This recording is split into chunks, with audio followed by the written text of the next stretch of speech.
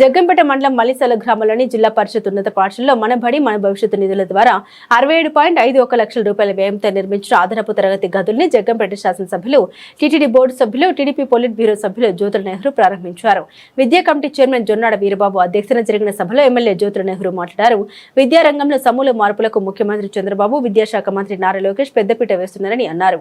గ్రామీణ ప్రాంతాల్లోని పాఠశాలలో మౌలిక సదుపాయాల కల్పన ద్వారా విద్యార్థులకు నాణ్యమైన విద్య అందించడమే ప్రభుత్వ లక్ష్యమని తెలిపారు.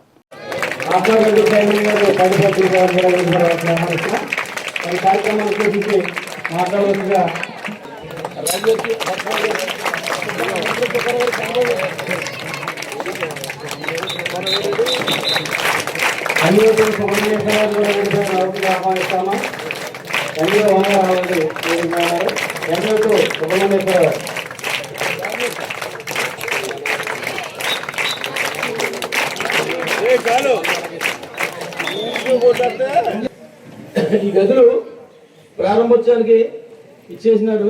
కావున మనం భవిష్యత్ పౌరులైనటువంటి విద్యార్థులు మీ అందరికీ కూడా నా హృదయపూర్వకమైనటువంటి ఆశీస్సు. చాలా సంతోషం. ఈరోజు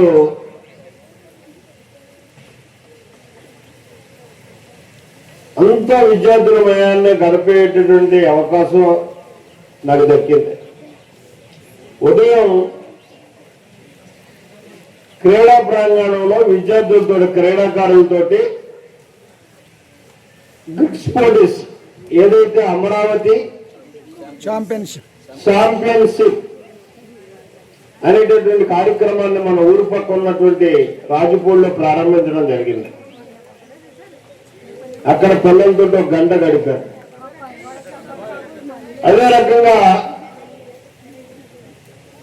ముద్దులకించే చిన్న పిల్లలతోటి మల్లిసాల్లో అంగన్వాడీలో గడిపారు.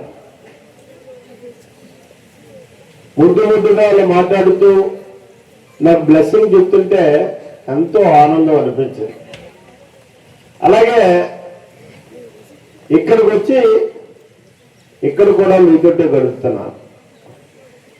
నా పక్కన ఉన్నటువంటి అప్పుడు గారు ఎప్పుడే టైం అయిపోయి వెళ్ళిపోదాం అంటున్నాడు. నేను మాట్లాడినట్టు 3 మాటలు మాట్లాడేసి వదిలేసాడు. కానీ నాకు ఎంతసేపు అయినా మీతో గడపాలి, మీతో ఉండాలి అంటున్నా. ఎందుకంటే ఈ అవకాశం మళ్ళీ రాదు. రాజకీయాల్లో ఎప్పుడు పెద్ద వస్తారు, ఆ పని ఈ పని అని మమ్మల్ని ఇది చేసుకుంటా ఉంటారు. చేస్తే సంతోషింటారు, చేయకపోతే తిట్టుకుంటారు. మీకు ఆ కల్పన లేదు. ఎంతో గొప్పగా చూస్తారు మనిషి ఇంట్లో. అటువంటి మీతో గడిపినందుకు చాలా ఆనందంగా ఉంది. అందులో ఒక విద్యాలయాన్ని నా చేత 8 గదులు అన్ని రకాల వసతులతోటి ప్రైవేట్ పాఠశాలలకి ధీటుగా చెప్పుకోవాలంటే ఇంకా ఎక్కువగా, ఎందుకంటే అలా స్పేస్ ఉండదు. ఆడుకోవాలంటే ఆ ప్రైవేట్ పాఠశాలలో 20 గదుల్లో కూర్చోబెడతారు, 60 మందిని కూర్చోబెట్టి ఒకప్పుడు ఉపన్యాసం ఇస్తారు. ఇక్కడ ఫ్రీ బర్డ్స్ స్వేచ్ఛాయుత వాతావరణంలో మీరు ఇక్కడ విద్య నేర్చుకోవడానికి అవకాశం ఉంది, ఆడుకోవడానికి అవకాశం ఉంది. లోకేష్ గారికి ప్రత్యేకమైనటువంటి ధన్యవాదాలు కూడా చెప్పాలన్నా. మన నియోజకవర్గంలో వెనకబడ్డటువంటి ప్రాంతమైనటువంటి మన ప్రాంతానికి 5 కోట్లతోటి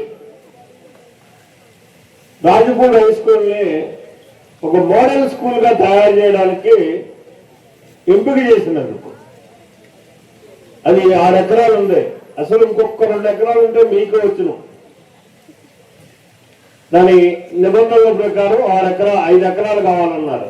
అయితే అక్కడ 6 ఎకరాలు ఉన్నాయి. ఇది చూస్తే 3 ఎకరాలే ఉన్నాయి.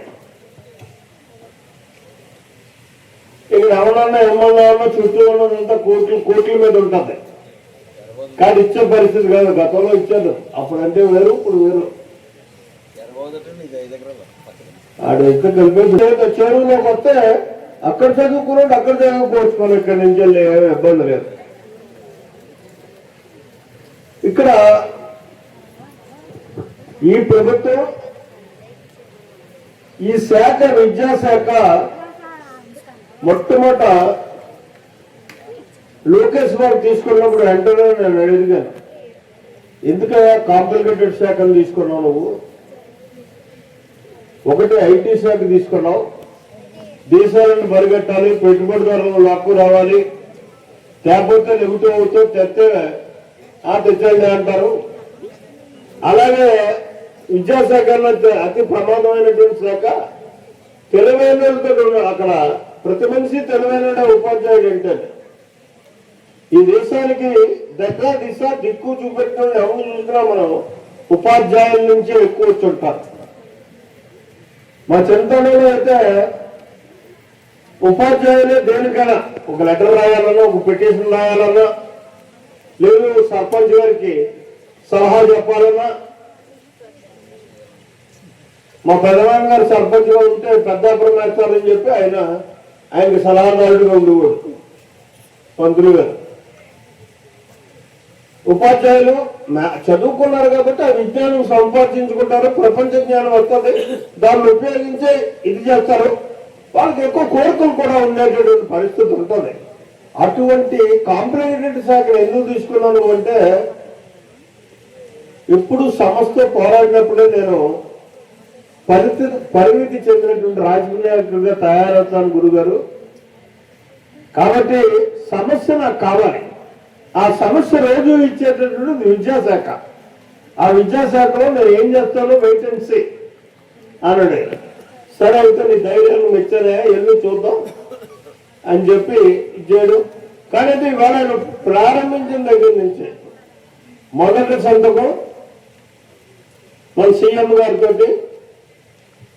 డిఎస్ఏ మీద పెట్టించాడు.